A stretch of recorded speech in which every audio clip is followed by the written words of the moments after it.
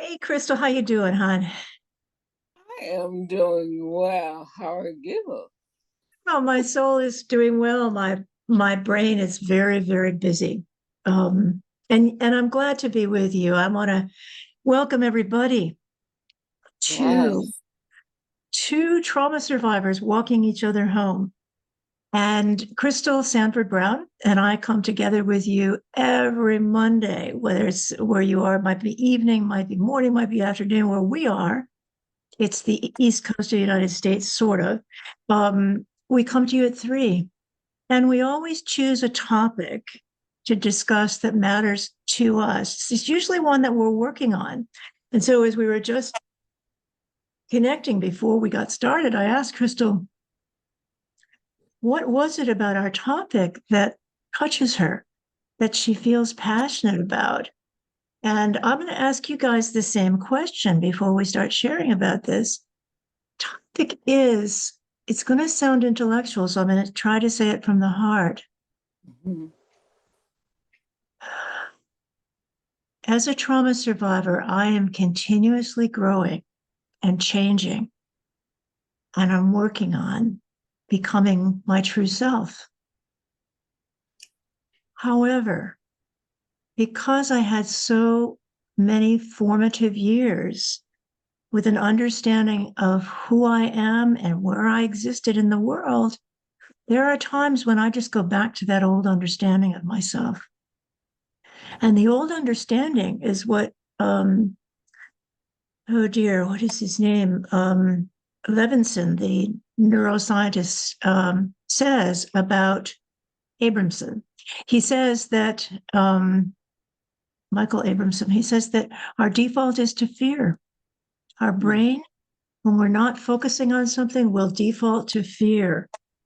And I don't like that, but I get what he's talking about.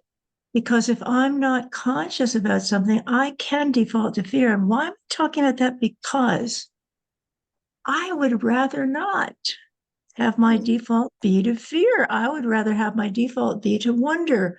I would have my default be to wow.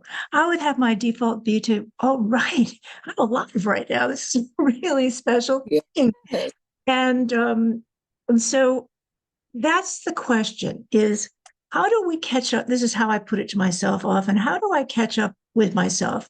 I was speaking with my trauma counselor who said to me, I was saying to him, because I was having these physical, scary to me one time Mhm. procedures. And I was asking for help and doing all the traditional preparation things I could do to talk through with people. And I said to him, okay, now I'll start talking about the topic. I said to him, look, my fear when I'm re triggered, my fear when I'm placed in a powerless position where I have no control over what's happening to me. And in fact, other people have life, death, power Mm. over me. My fear is that I'll become like my mother. And what does that mean? That means my mother was, I loved her very much, and she was schizophrenic. She was sometimes one person, sometimes another person, often just not there. And I couldn't tell if she was being with me in one moment and she left the next. All I could do is look at her eyes as a child and see, is she there? And Mhm. so much of the time she wasn't. So what I said to Ray was, look, what I'm really afraid of is that in these moments of being re-triggered, when I feel like I'm in a life and death situation, I feel that I'm in danger of losing my sanity, Mhm. that I'll become so terrified, have such a bad panic attack that I will not be in control of my adult self. I'll go running out the door with my Johnny flapping behind me, during the surgery. That was my worst Yeah. image. So Yeah. Rick Yeah. said to me, which was powerful, and I've been working on that. And again, I invite you guys to think about this. Are there times when you feel a certain way, as I did, that whenever I'm under threat of potential physical harm, I Mm-hmm. can go back to the old feeling of being not just powerless, but in danger. And when I go Mm-hmm. back to being re-triggered and in danger, that's scary to me. So Yeah. what Ray said to me that was so powerful and so simple, for him, it was simple. For me, it was like, I needed to hear this. We often need to hear things from the outside in because there's a new perspective, right? Crystal, I know you've had that of late. So what he said to me was, he said, Holly Elissa, you're beyond that. And my soul stood up, paid attention, said, what's this man talking about? I'm beyond that. So I said, so being who I am with him, I said, Ray, let's talk about that. I'm not so sure that I'm beyond that. And so we began to talk. And then this week again, we talked about it. And I realized, and here it is, that in many ways, I am beyond that. And I'll tell you uh, about my experience going under anesthetic, going under the knife, all of this, how I was different and how I need to catch up with my soul. Yeah. My soul is ahead of my sense of myself. And I'm wondering if other trauma survivors have that, or, I'm so used to surviving Mm-hmm.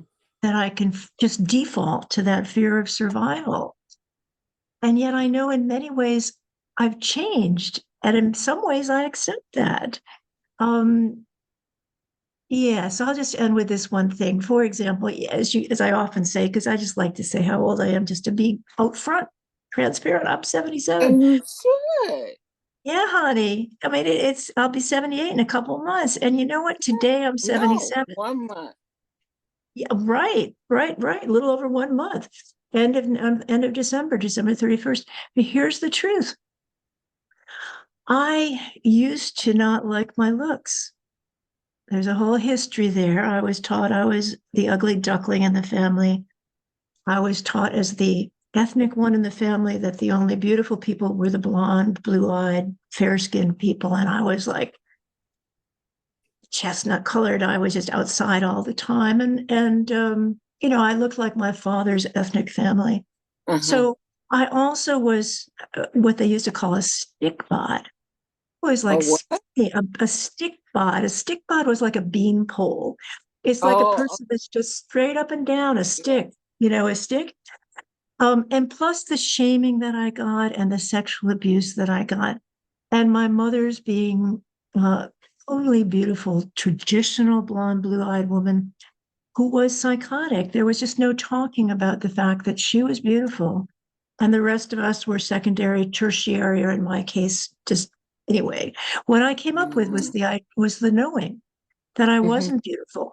I could be when I got all dressed up, or when I was being a model, literally walking down the runway, or or at a dance or performing. There are times when I felt very pretty, but that was not my default.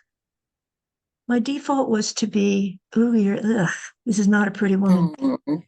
And what I do now is I look in the mirror in the morning with my hair, wherever it is, with my face, wherever it is, and I look and I see something good.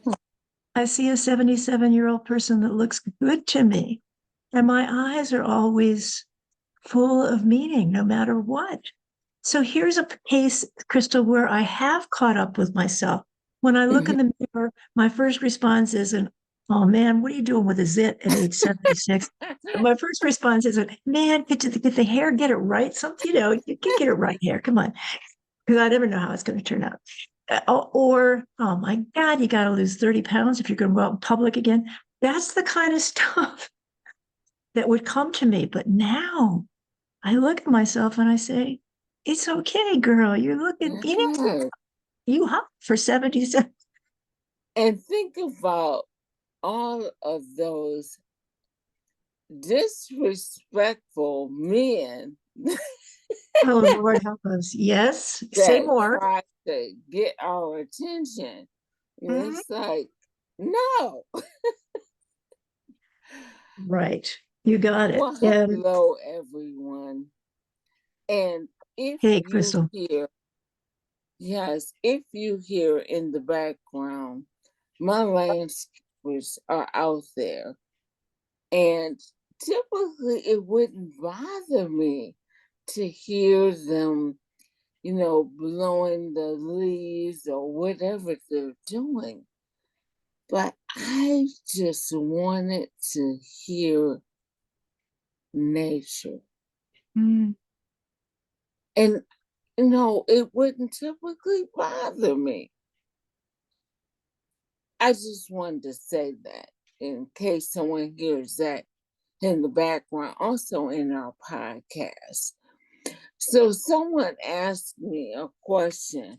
Why do you and not?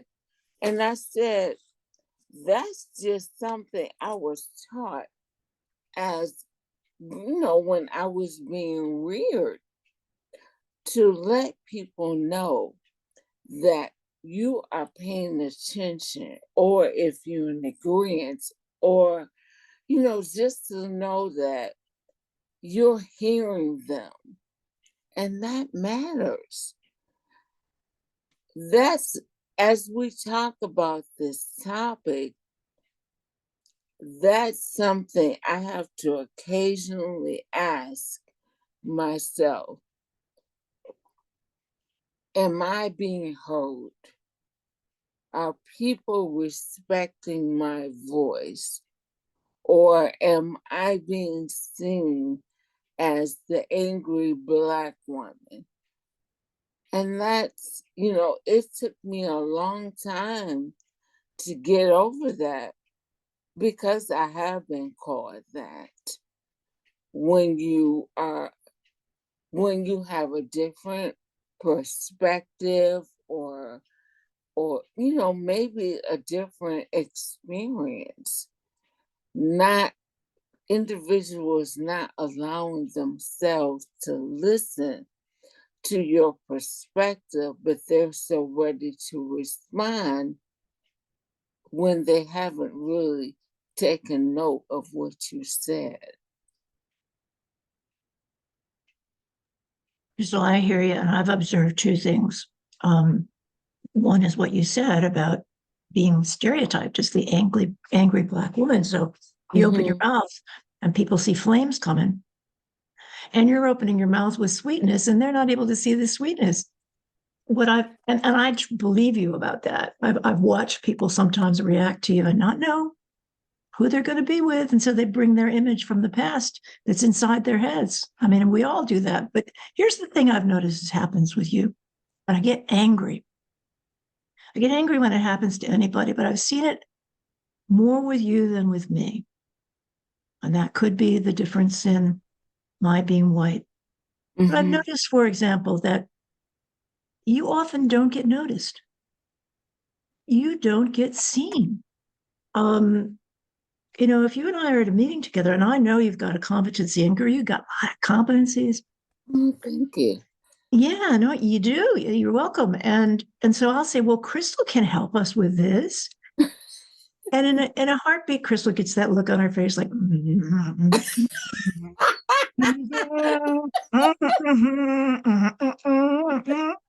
and she's focusing so much, she's gone, honey. And I see that, and I say, wait a minute, why are people not knowing the strengths of who's in this room? Another that just happened today.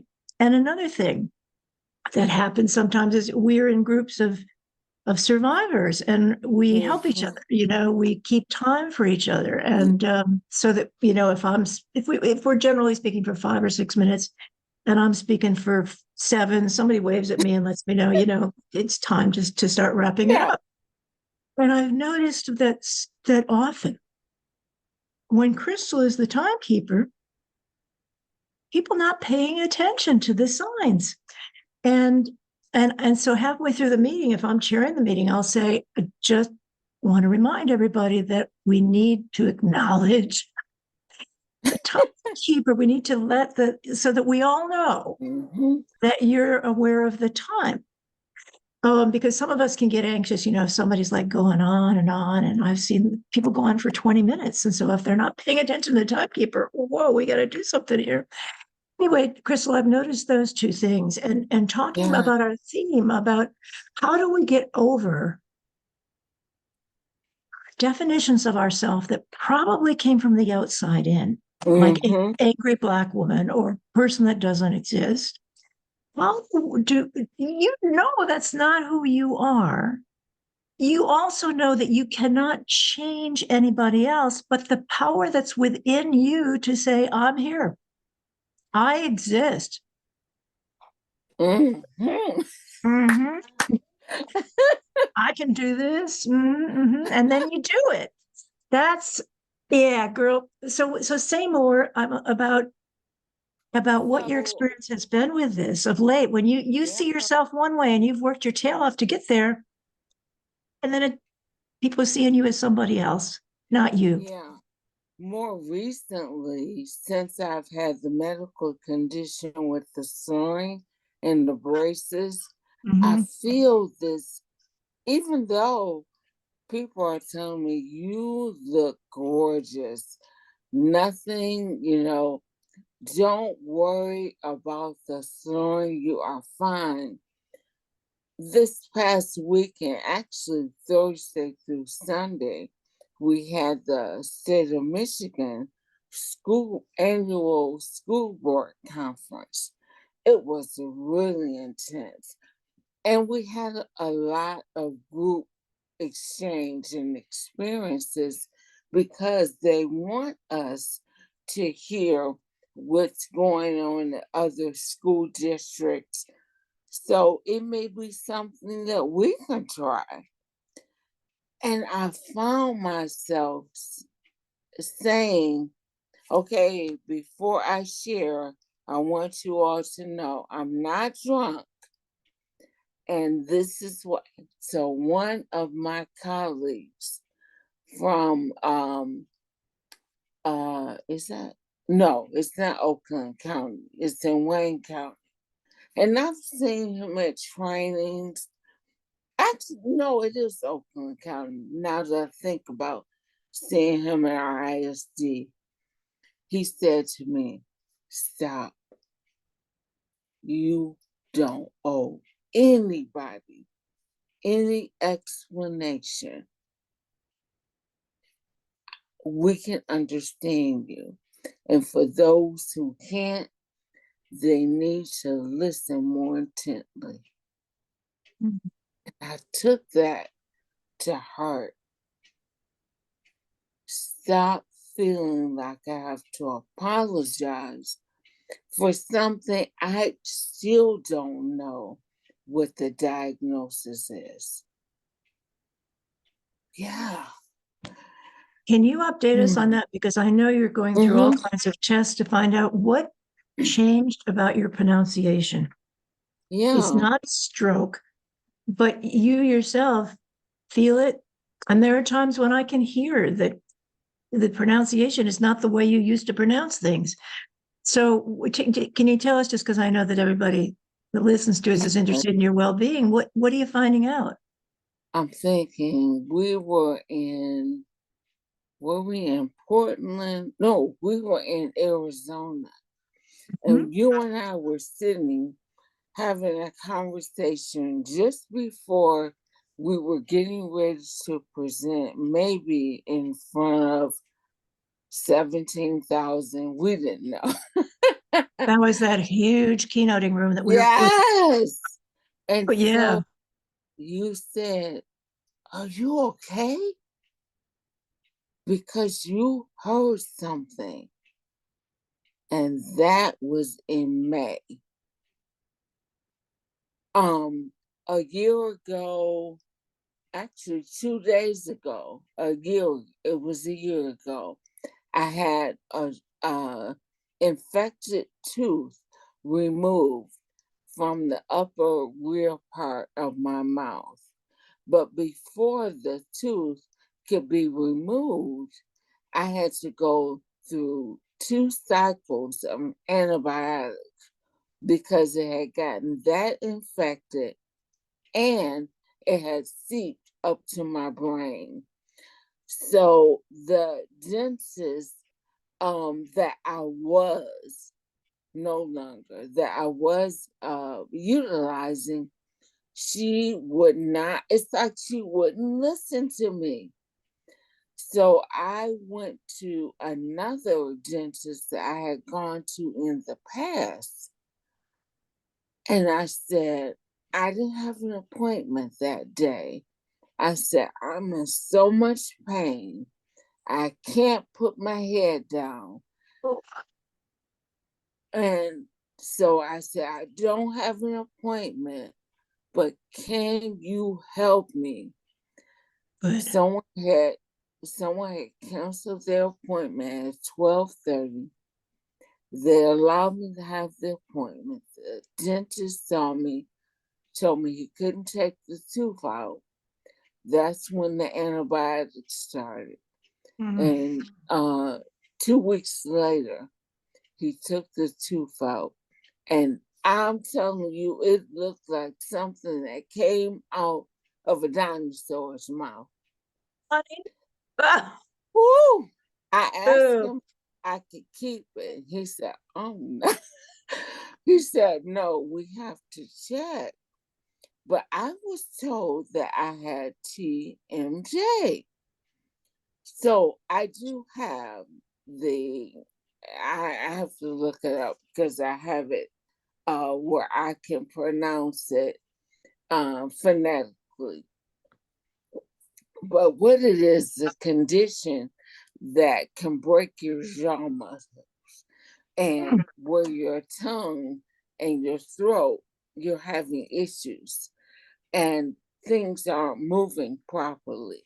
However, um, I did get the braces on, so my orthodontist, the one that my children used, and they're all adults now, he accepted me as a patient, put my braces on at the end of August, and as you can see, my teeth are realigned, but I have trouble with drooling and also with the wires and the enunciation.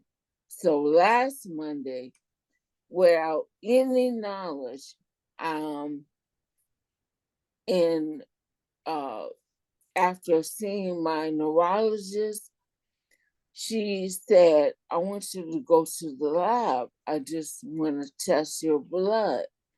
Okay. Oh my goodness, I could share, but I won't. I took a photo when I saw that huge container of vials to put blood in. I said, are those all for me? And the young lady said, yeah. I said, oh Lord, have mercy. So You she have that said, much when, blood? Oh my God.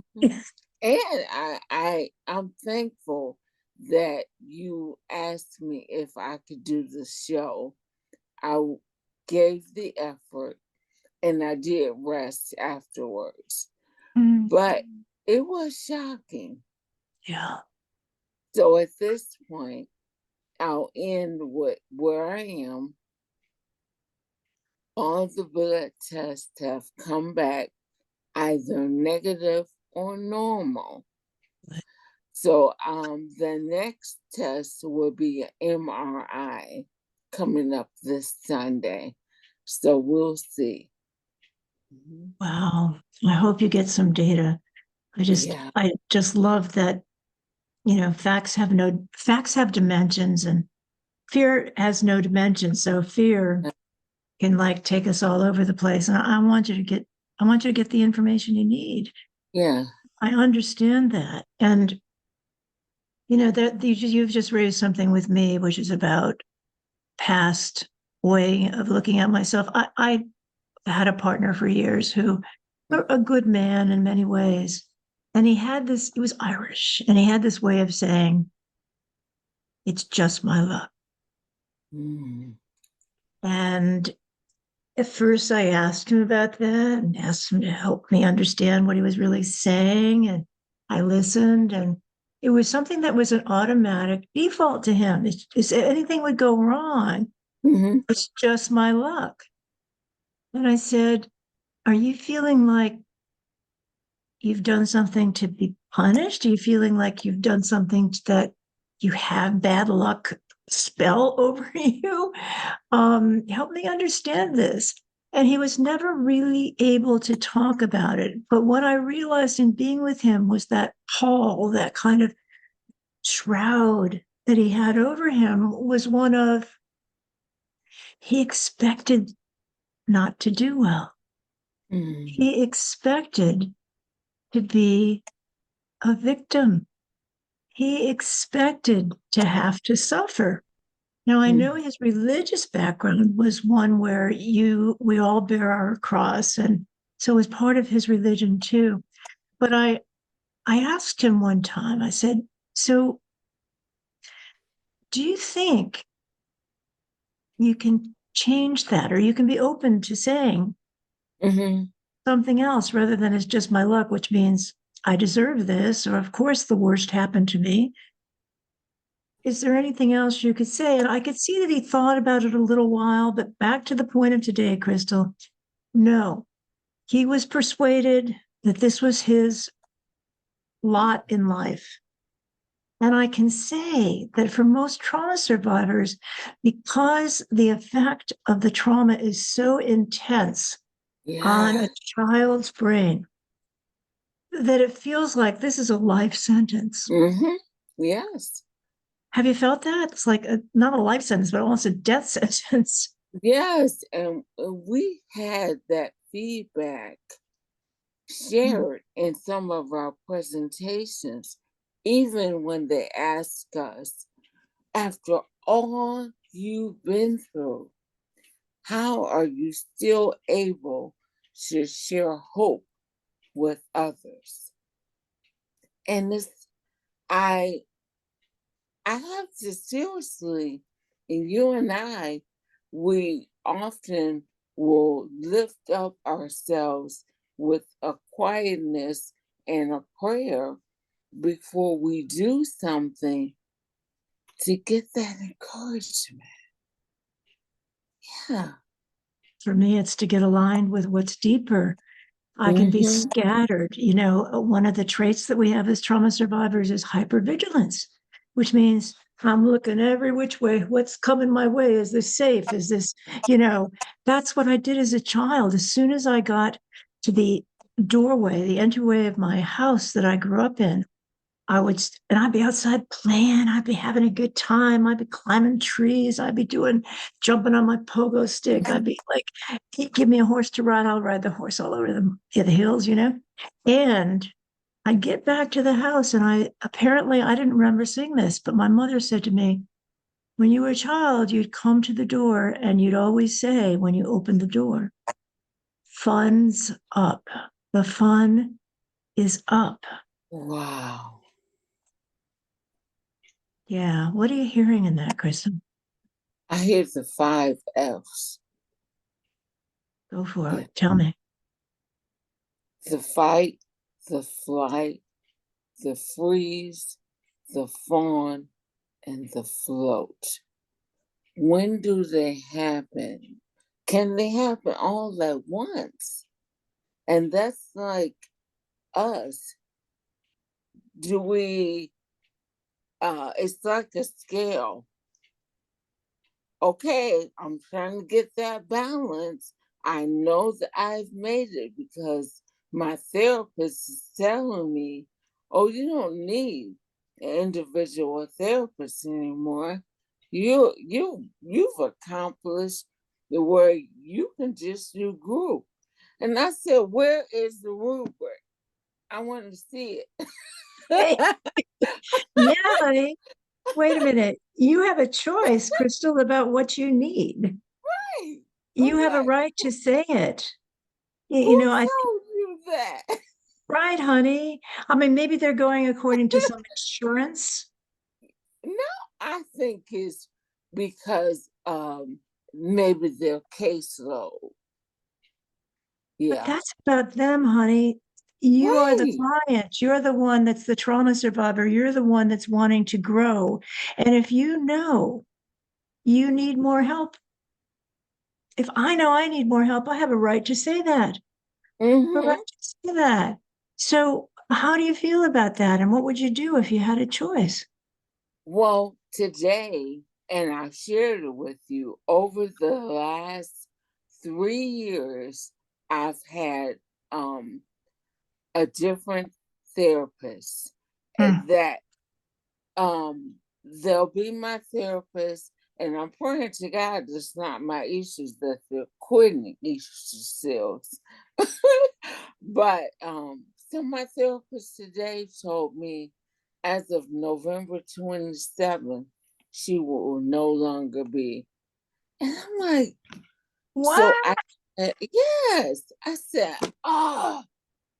Oh So man. she said, well, do you have a preference? And I said, I don't care about the gender sexuality. I don't care about that. I need someone who understands trauma recovery. Other than that, I, I can't do it. Mm-mm. Period. Oh my God, I didn't realize that you faced that again. This is like, I mean, because the basic issue with I trauma know. survivors is we feel like neglected, rejected, abandoned over and over again. And when somebody who we let inside to our inner circle that we can trust, you get there, you haven't been able to see this person in eons, right? Right. And then you finally get in, and the announcement is this month. That's it, honey. And How I'm going to recommend you to someone else. So I said, well, best wishes on your next endeavor. is I Crystal, this know. is awful. This is awful. But I don't think you said what my partner said, which was just my luck. You know, I No. don't So see so inside of yourself, what do you believe you deserve? right now I'm floating. I'm on the float. I hear you, I girl. deserve to have someone that meets my needs. Hmm. And I'm grateful that I can share what I believe those needs are as someone who understands that I have experienced trauma. I'm a trauma survivor, not a victim, and I need that support during recovery.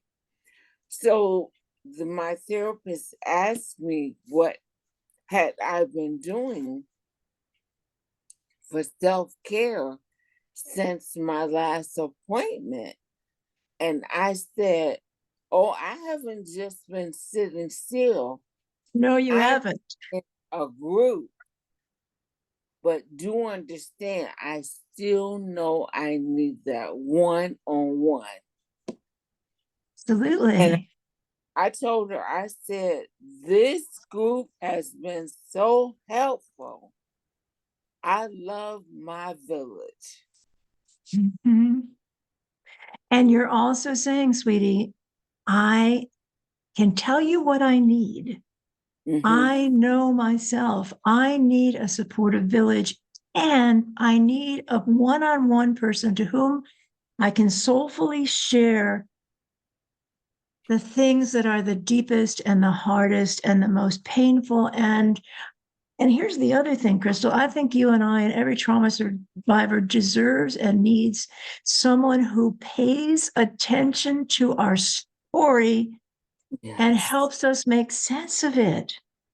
Yeah. I mean, somebody's got to be there caring and caring in the long term.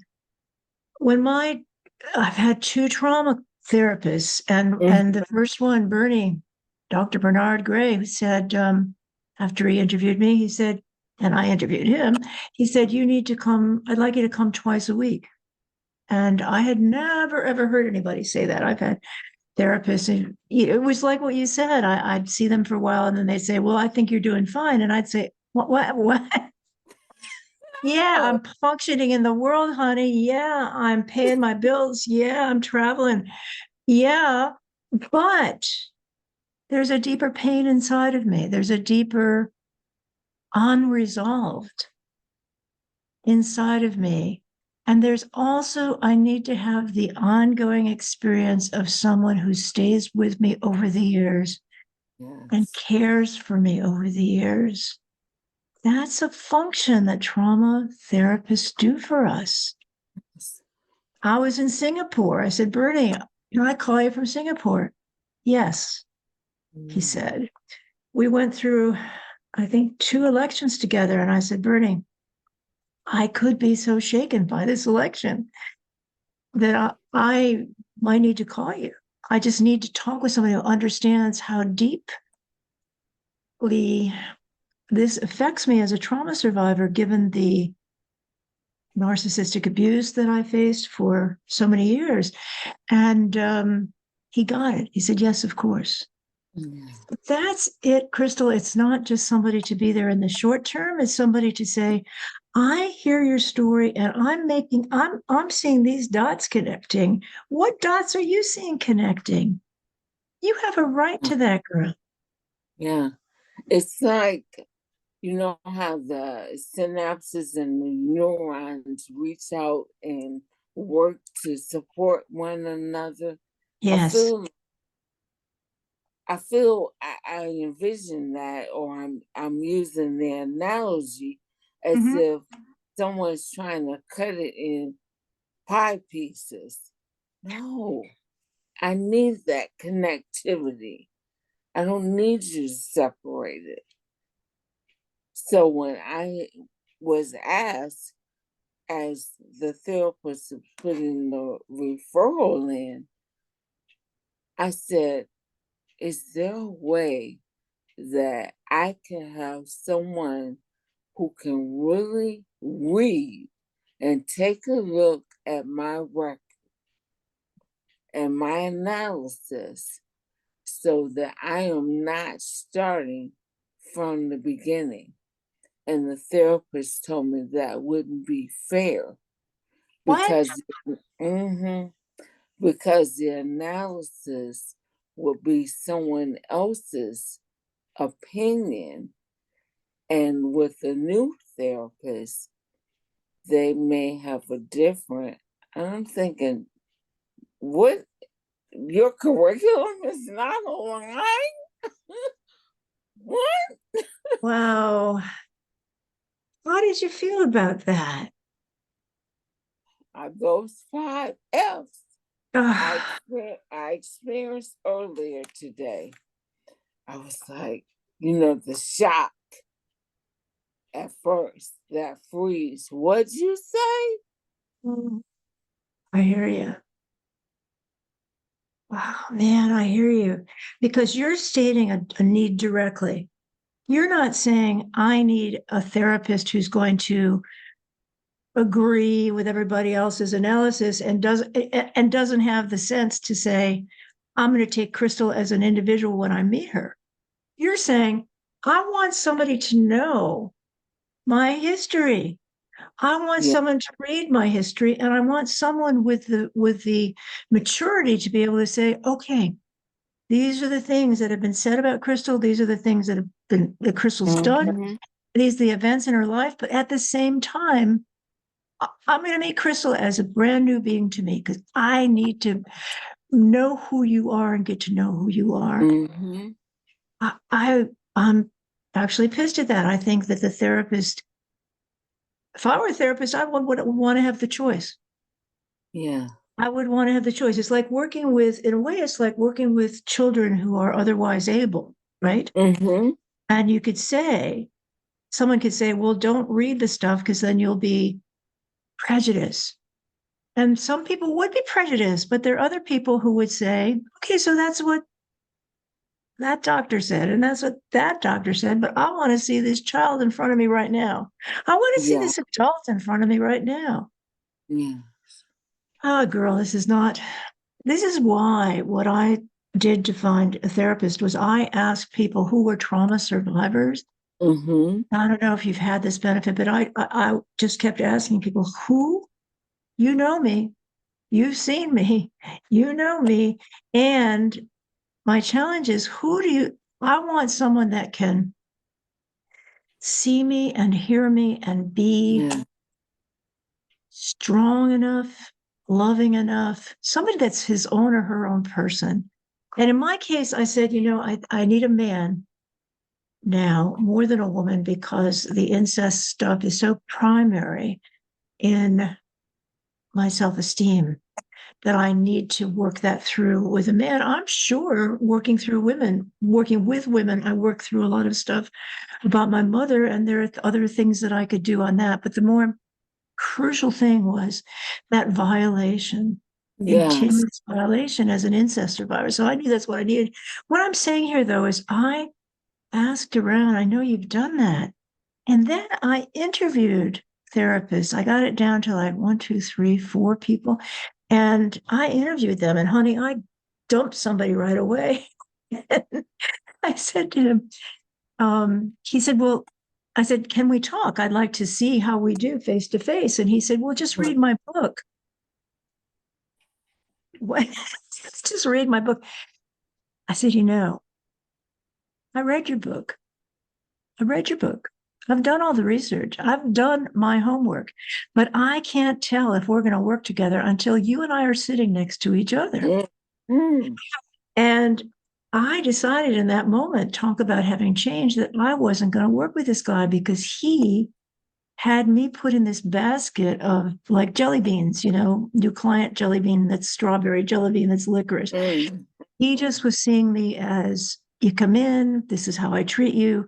I Yeah. get you into my system of meditation. That's what you do. And I said, I don't even know if I said to him, I would like you to read one of my books. Books, I think, look, it's clear that you and I have different expectations. To me, Yeah. what matters is, what do we like face to face? What do we Mm-hmm. like? What are the feelings that come out? I need to deal with those feelings, especially when it comes to those of you that are trauma savvy know transference and countertransference. Yes. OMG, if I Whew. had known about that 30 years ago, my life would have changed radically. But I didn't know. But transference and countertransference is when it's not just the client, like the trauma survivor, who looks at the therapist and says, oh my God, somebody finally cares about me. Somebody loves me. I'm in love. I could have danced all night. I've done that. That's the transference thing. But what I didn't know about was the countertransference, that therapists are just like everybody else. They get crushes on their clients. They find people appealing and attractive. They're sexually Yeah. attracted. And so, honey, get that out in the open. Let's talk about it. I've You chosen have to to and we stop. have talked about this, girl. So when you're getting put in these stereotypic situations, Crystal, I don't like that at all, where people are not paying attention to you Yeah. as a And I person who's know you recognize it. I've seen you recognize and it's almost like the not an ugly dragon, but the beautiful dragon that says, you said what? Yeah. I told Crystal that when we do our promos every week, where we talk, and Crystal does this wonderful thing about getting just the right music and getting just the right quotes and all, putting it together. I said, Crystal, I want a picture of you there, and my image of you that I'd love to see. Now, this is me. I want to know your image, but I have seen Crystal a number of times, including on this podcast, go, oh, is that what you think? I don't think so. Get out of my face. I wanted Crystal to be holding up a sign that says, get out of my face. Because when you do that, I know it's the real Crystal. I know that somebody or something has stepped right over your boundaries, and you're not putting up with that anymore. The sad thing is, girlfriend, when somebody steps on your boundaries Mm-hmm. or on mine, and we're so weary or we're so tired, Yes. it's hard to say, stop. Right. I want to share something, girl. I'm really proud of myself with this. took such good care of myself before I went through the endoscopy and the colonoscopy. And I said to everybody that needed to hear, look, I am a trauma survivor. I had severe sexual abuse around my mouth and throat as a child and throughout my childhood. And with complex post-traumatic stress disorder, if something surprises me and comes toward my mouth Mhm. or my throat, I'm going to like say, I'm not going to be able to, you're going to see a response from me. And that's what I'm trying to say here is, guys, I want to be out. I don't want to have to breathe deeply as somebody's putting this thing inside of me. No, if it's an option to be out, and it is, that's what I need. And everybody, Yeah. one professional after another, Crystal, is agreeing, we get you. We hear Yes. you. And what I'm Yes. is nobody's judging me. They're all, I think, if anything, they're all saying, hey, this woman can say what she needs. Good. And and the anesthesiologist kept coming back to talk with me. I mean, we were having a good time, and it just became, I think, out of the honesty. But here's what happened. I'm on my side. They're beginning to put in the anesthetic.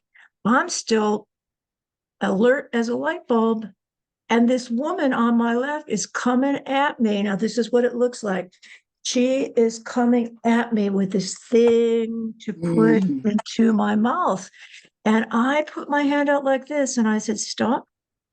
That's scary to me. I'm clear. Nothing goes in my mouth. Well, I'm awake. I'm still awake. Well, she fumbled all over herself. I don't know what to do with it, blah, blah, blah. I said, girl, whatever you do with it, your choice. But I can't see it coming at my mouth. That is, Right.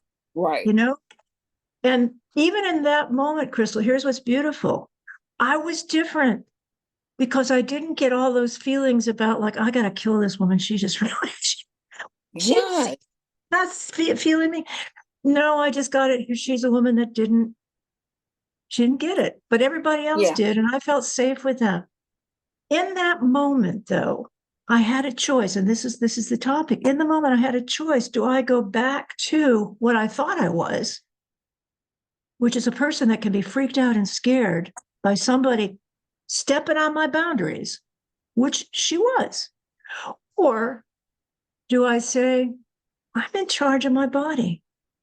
Yes. You can't touch me without my saying so. No, we work with little kids all the time about them Mm-hmm. being able to say that. But Crystal, Right. you Yeah. and I did not get that. We got the No. opposite as children. Your relatives are saying to you, oh, just do this, Crystal. Yeah. Just do this. And you're a kid and they're the adults. They didn't pay attention to your boundaries. And you better not tell. And that's why we talk about speaking up and speaking out. And we are there to support. No, I didn't put the screen share up, but I'm going to share the warm line because Holly Elissa and I speak authentically every week.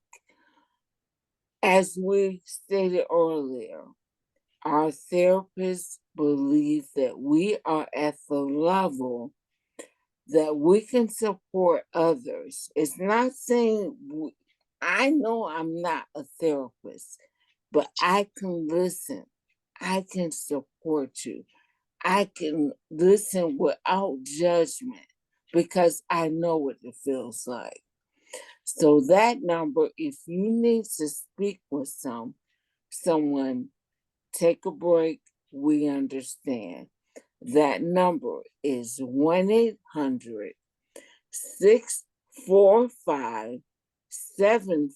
1-800-645-7462. Let me double check. Reading my own writing. Actually, it's 1-800-643-7462. Yes. Thank you, honey. You know, Mhm. at one of these points, Crystal, maybe you and I could try one of these um, Yes. lines. We You know, can I do haven't one. wanted to, we could call them and just say, look, I just want to, I'm recommending people to you all the time. Or even more authentically, I could say, look, I'm having a hard day. I just found this out, and yeah, I've got support systems in place, and no, I'm not going to hurt myself, but it's hurting me. And I need to talk about it right now. And it's 2 a.m. And I know Being you're open fine. through the night. Yes, we could do that. And then, like, usually what I like to do is to have experienced something first before I talk with someone about it. So maybe that's something that I could do. I also want to, Crystal, go ahead. Oh no, I was saying absolutely. We have about 10 minutes left. Okay. And I'm also thinking that here's something that we're going to be doing, and to invite people to notice this. The two of us have been invited to speak at a national annual conference. It's the annual conference for people that educate and nurture and work with young children. It's for people from Head Start, the family providers that in their own homes have like children that they care for. It's for college professors, it's for college students, it's for bus drivers of Head Start programs that have a great ministry. When the child gets on the bus, that baby becomes the most important person in the world to that bus driver. And trust me, that makes a difference. So anyone that's involved with how young children are educated, treated, cared for. That's what this group is. So, of course, Crystal and I are involved with it. And we're going to do a full day. And in the morning, I'll Mhm. talk briefly about the morning. In the morning, the topic is going to sound curious, perhaps, but I bet you'll get it right away. The topic is the unexpected joy of saying goodbye to people pleasing, Mhm. even if from exile. Yes. Because trauma survivors, as a trauma survivor, I was taught you don't exist. There's nothing, I don't want to hear anything from you. You don't exist. And so I, from birth, became a people pleaser. I read what my mother needed, and before she knew what she needed, I knew what she needed. I could tell you what her favorites were before I even knew what my favorites were. And I could sense, honestly, the way my father drove into the driveway, Mhm. stop the car, park the car if he was in a violent place or what kind of place he was in. And so I learned to diffuse these people. Mhm. And people pleasing is a way of diffusing somebody who's got power over us that could hurt us, or somebody who's got power over us that has the goods. Yeah. Like maybe a college professor that's going to give me a recommendation or not. Maybe a college professor that's going to say, I'm going to recommend you to this graduate school, and I'm going to, or maybe we're not. Maybe a doctor. In the slides, I've got a slide of a patient with a doctor, and that's exactly what it looks like. Patient looking up to the doctor, and the doctor's sort of seeing the patient, but not really. So people pleasing is a trauma survivor's skill that we develop to survive. Yeah. I know, back to the theme of today, I know I've caught up with myself when I can feel Mhm. people pleasing coming on because it's splitting me off from myself. Does that make sense? You recognize it. Yeah. Yeah. Yeah. Yeah. You too? I do. What does it Yeah. feel I like? do. I check myself. Mm-hmm. Do I need to do this? Or are they listening to me in a way that I feel heard? Or do I have to put a cherry on top? Mm-hmm. Mm-hmm. And if I've got to put a cherry on top, the relationship is broken from the get-go Mhm. because it can't be two ways. It's all about manipulation. I'm including in that session about reclaiming our true self. Mhm. Because when I'm a people pleaser, I'm my false self. That's the kid that learned to survive and suck up and do the right thing and get the right Right. grades and I was told people don't like to see little girls that aren't smiling. Well, honey, I just been beaten. I just been beaten. You might not like it. I hate it. So the true self that comes out that no longer has to put the cherry on top, Crystal. That's what I'm aiming toward. And when you Mhm. said you check yourself, that's what I do too with this surgery thing, the procedures. I had both at once, the endoscopy and colonoscopy. Um, I kept checking in with myself. What's going on with my body? Well, as soon as I came out of the fentanyl, which is what Michael Jackson went out with, right? When I came off the fentanyl, oops, there's your look, girl. There's the look. Someone, when we were in Iowa, someone caught a picture of me doing that. And I don't know what they were talking about, but my face is like, what? You just open the eyes and you let people know Mm, there ain't no cherry on top here, honey. Looking you in no. the eyeball, and I don't like what I see. It doesn't feel safe, or I'm not putting up with Mm, this anymore. Oh my God. So I came out, here's one small example, but the small examples make a difference, right? I came out of both of these procedures, and mhm. people were coming around to me and they were offering me some food, and the doctor, I love the doctor, came by and he said stuff and I was asking him questions. But I realized that in those first few moments, my brain was not retaining. Yes. And so I said, guys, I know I just talked with Dr. Song, but I don't remember what he said. So I need to know what the Mhm. next step is. And what the nurse who understood fully about complex Yeah. post-traumatic stress disorder, she said, we got you, we understand. We'll make sure that you have all the information that you need. I And said, that thank feels so good. you. And somebody knows. Somebody knows and somebody cares. I've had 18 surgeries and medical procedures. So every time, and when I come back, to recovery, I'm so grateful. But there's many times I've awakened, and either when they had the mouth guard in, my lip was pinched or Ah, something. And right. so when I wake up, I'm thinking, what did they do to me when I was asleep? Yes. Because Yes. it puts me back in that trauma mode of, as a child, we we're told monsters aren't real.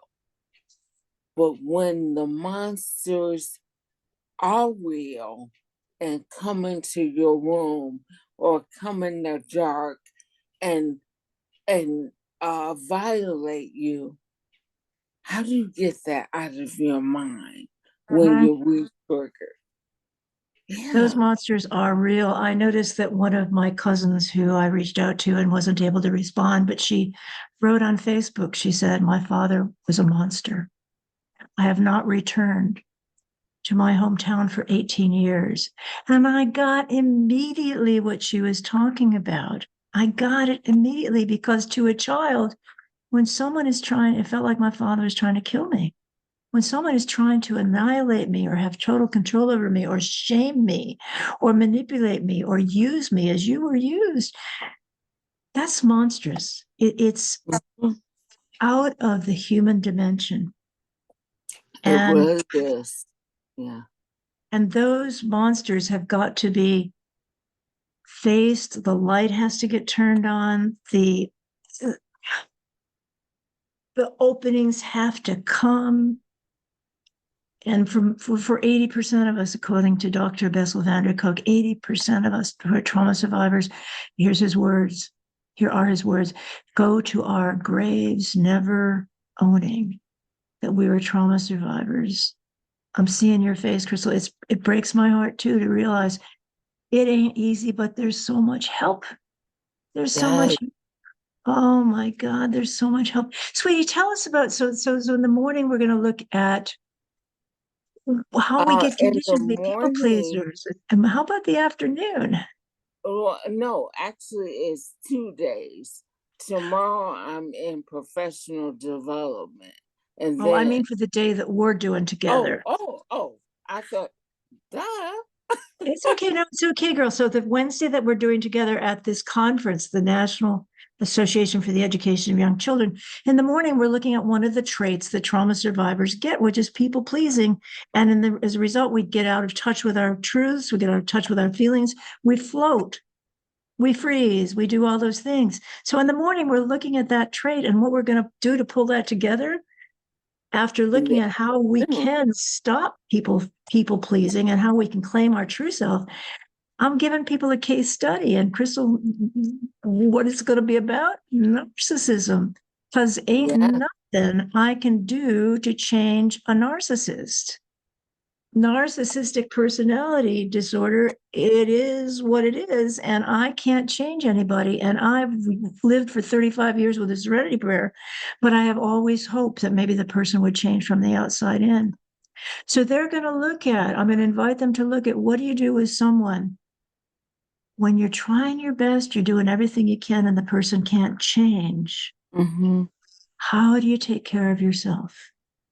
And I know a number of us are going to say, just walk away, Renee. Just walk away, Renee. So that's the morning.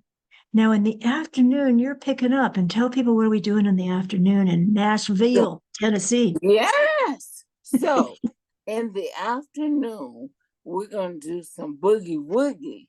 Mhm, We're going to be good trouble. We're going mhm. to speak up, speak out, break the silence, and we're going to do it in a soft way. And there's a way. I'm not saying this word because I have a side. We're going to tell the truth, friend, freeing future generations to honor our good ancestors. So we're going to talk about that. And as Holly Elissa stated, we have people from all walks of life who are at this conference. So depending on their years of being in the field, we're going to ask them to share something about themselves and how it may not be molestation, divorce, a parent, all of the different ACEs, but we will name them and we're going to say how, if you have been able to assist a child, how have you been able to do that? And by sowing those seeds to our newer people in the field, we can help them by telling our stories. I like that. And the thing that's going to happen in both the morning and the afternoon is everybody will be safe. People will choose. It's all about being a choice. Yes. People do not have to talk Mm-mm. if they don't want to. If they don't, nobody's going to be asked, what was your trauma? Oh, if that's horrible when somebody asks Oh, that. You've been asked that, Crystal. I know. Like, yeah, go. I haven't been asked that, but I sat on a webinar and it was authors who were part of an why can't I think of the word? The group book. Um It's okay. So there are it, authors it there. yeah. And so the facilitator, she said, who touched you? I was like, No. Trauma, re traumatization right there. No. yeah, That's totally inappropriate. That is it not what was. we're going to do, honey. Everybody's got a choice. I always say to people, you don't have to. The next exercise we're going to do invites Mm-hmm. you to place your hands on the person's shoulders in front of you. Two things. One, if you don't want to touch the person in front of you, It's that's okay. okay. person in front of you, you get the right to turn around and say, you touch me, I'll smack you upside the head. Our boundaries are okay. Not only Yes. they're okay, they're sacred here. So And we we're was on this Wednesday in Nashville, and we're going to invite people to look as much as they want to on how to take our broken heart and turn it into the artful way of living where we get our own lives back. yeah. And I need to take off because my car broke down and I need to get it to a mechanic. I've asked around, like for trauma therapist, who's the best. Asked around, find a guy that I trust, and I'm going to get my car to him. And then I'm going to get ready to get up at 2 a.m. to get picked up at 3 a.m. to get to the flight by 4 a.m. to board by 5. And Woo! I'll see Crystal You'll in the send me afternoon, honey. tomorrow. Mhm. Yes. Yes, we will. So people, I'm not seeing anybody else that's joining us in person, but if you see this after our time and you've Mhm. got stuff you want us to address, you've got questions, you've got topics, you've got concerns, you know what, Crystal, when you said that, I didn't understand. I need to know more. Right. Tell me now. Yeah, And we get that. we do. And we're glad. Just Mhm. bring it. And so I think next week, if it works out, and I think it's finally my article got released on Ooh. Glimmer Hunting. I'll send you a copy. Glimmers of Genius. It's about booting the old definition of genius, which is based upon how many point scores we've got on the IQ test or whether we qualify for Mensa. That's only one static definition of who's a genius. What about the genius that Fred Rogers had? What about the genius in a Oh, child that comforts another child, and the child who's doing the comforting is 2 years old?